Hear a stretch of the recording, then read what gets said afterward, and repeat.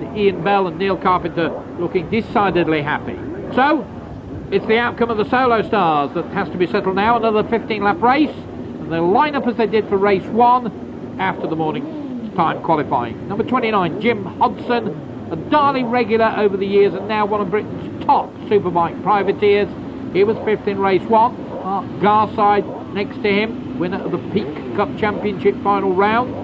6th home in the first Stars race at the starters' orders. The last few stragglers on the grid, and it looks as though one or two tail-enders just taking up their positions. There's Jeff Handley at the back of the grid, and a problem there for the rider on the right. That's Barry Dixon. It looks as though he stalled the motor. Foolish chap.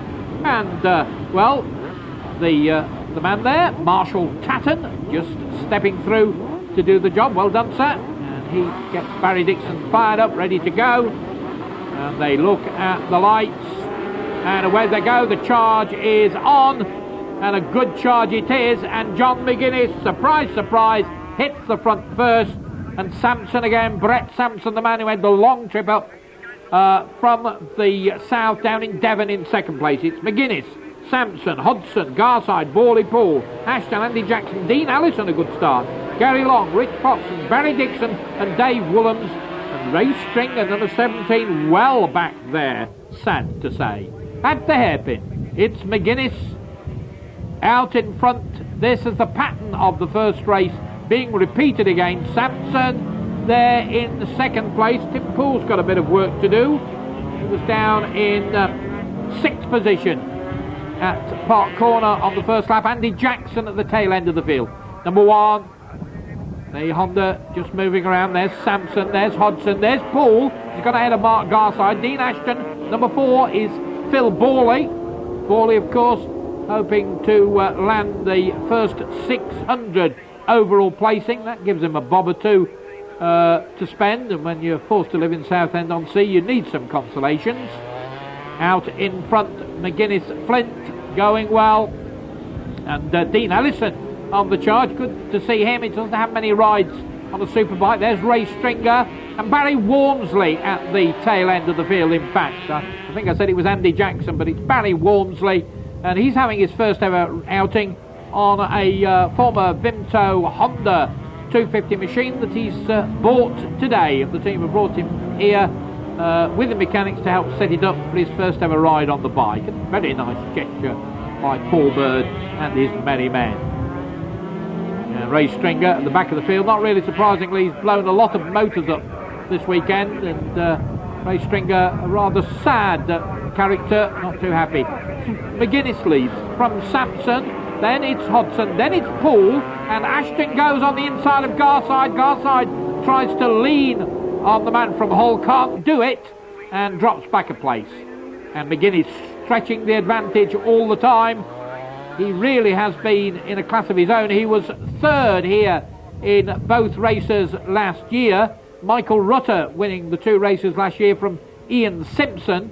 John McGuinness 3rd home in the 2 races, taking 3rd place overall. There's Sampson, then Poole up into 3rd place at the expense of Hodson, then Ashton, then Garside, then Borley, and there's Dean Allison, just needing a little bit more room to get that superbike round the hairpin, and the rest of the field still battling away a little bit further down the leaderboard.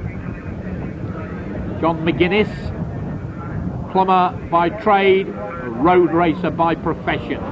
There's Brett Sampson from Plymouth, then Tim Poole, Jim Hodson, Dean Ashton, Mark Garside, Phil Borley, Dean Allison. Well, he's in good company at the moment.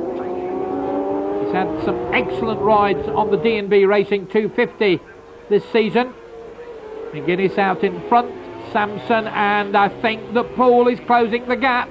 Tim Poole was 2nd in the first race, and Jim Hodson 4th here. Here's Ellison. Ooh, and he got the old superbike a bit crossed up then. Trying very hard indeed, the lad is.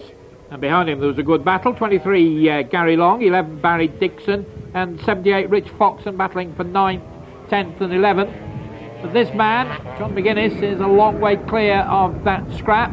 Now, is Tim Poole making any inroads into the advantage that's held by Brett Sampson?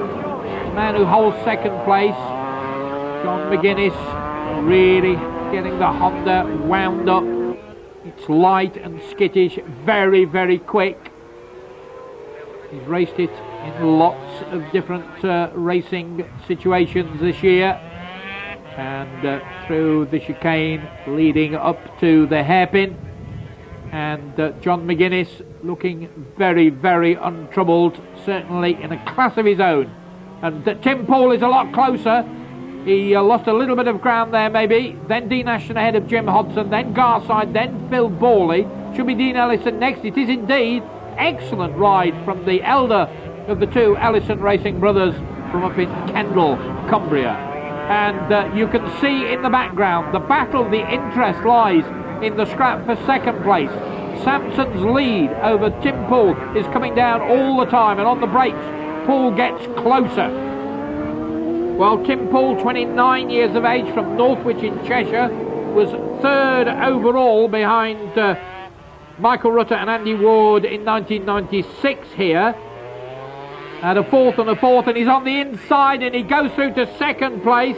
Well, I was saying a fourth overall to Rutter, Simpson, McGuinness here last year, and it really is beginning to look very good indeed for Tim Poole to take second place overall. That will be his best ever overall performance at Darley Moor, and that was Andy Jackson getting the move over treatment by John McGuinness. So Andy Jackson goes a lap down. Here's Poole, an excellent ride. He's got up into second place at the expense of Brett Sampson.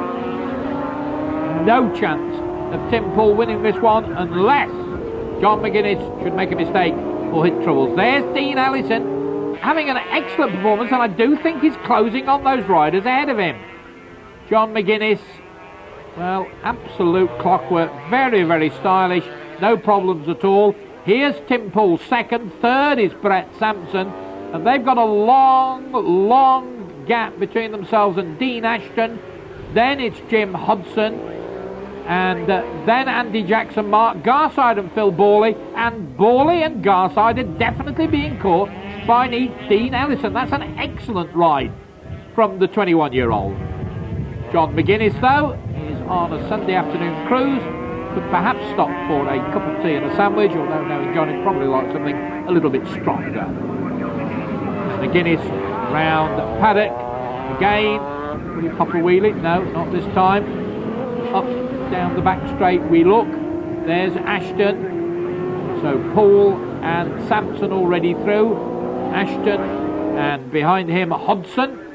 And slower traffic out on the racetrack for John McGuinness. And Jeff Tansley waves the foot to indicate he knows he's there and to let him through.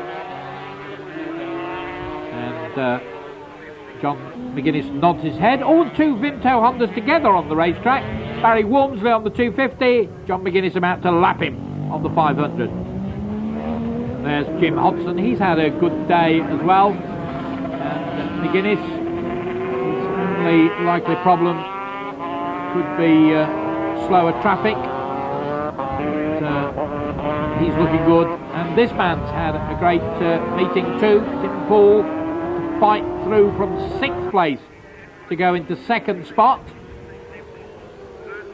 And Ray Stringer about to be lapped by John McGuinness. He's already got past Barry Walmsley. And the 500 Honda flicks past Stringer before they get to the hairpin.